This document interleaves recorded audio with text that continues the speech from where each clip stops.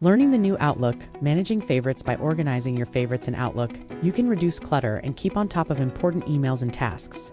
Favorites is located at the top of the folder pane, making them easily accessible to view or hide your favorites. Go to the View menu and select Folder pane.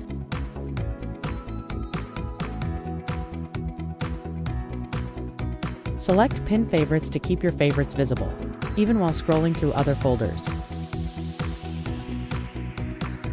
You can quickly add various items to your favorites and Outlook. Favorites can include messages from contacts, categorized messages, and flagged or unread messages.